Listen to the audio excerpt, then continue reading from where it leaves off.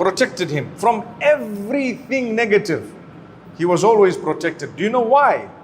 Because if I want to send you as an ambassador representing me somewhere else, minimum I need to know is you're an honest and upright person.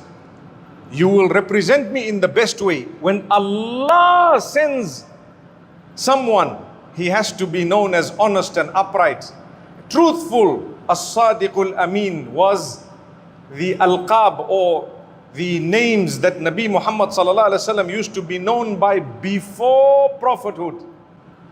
From before prophethood, he was known as the truthful one. In the whole of Makkah, there were a lot of people, and all of them had different characteristics and different habits. And you know what? Subhanallahi Rabbil Alameen.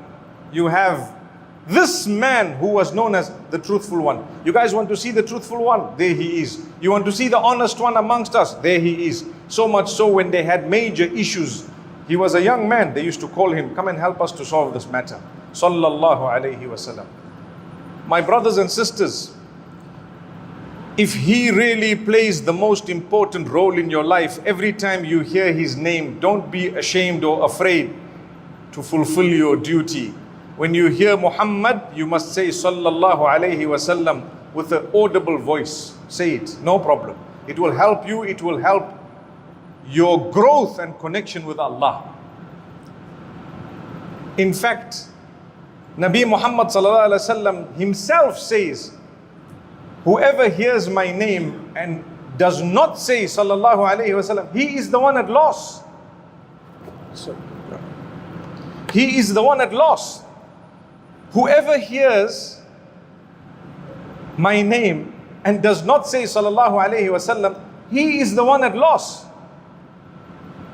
Subhanallah. Look at how Allah wants us to respect the man, because without that respect, you won't even listen to the message. So nowadays, people start picking on things. Today, I'm talking of 1450 years later.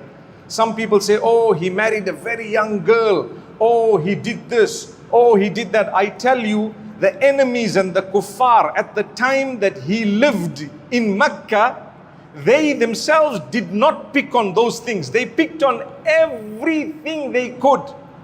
They never ever mentioned some of the points that people are mentioning now, 1500 years later. Do you know why?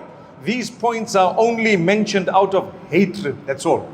And they are not even points. They are matters that are disputed. You ask me how old was Aisha radiyallahu anhu, I will tell you I do not know and I do not need to know. Finished. It's not going to stop me or grant me entry into Jannah and Allah is not going to ask me before you go to paradise, I want you to tell me how old was Aisha. What is it? There is a difference of opinion among the scholars, very strong. Some say she was 18, some say 16, some say she was younger, some go very young. Who knows? Allah knows. Is it anything that is ma'lumum min ad-dini bid-darura? Is it anything that is necessary to know for you to be a Muslim? The answer is no. So leave it out. I don't need to know. Someone asks me, how old was she? I said, you know what? It's an irrelevant question. Thank you. It's okay. There is a debate. You really want to know about it? There. But if you are going to come up with hate as a result of that, you need to know the enemies at the time, they hated him the most because he was there. Why did they hate him? They clearly said, because if we follow him, we are going to lose our chair. You know what is the chair? The authority.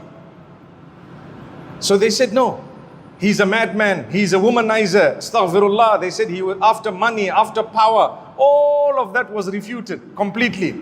Did they ever raise an issue about Aisha radiallahu anha? Not at all, nowhere near.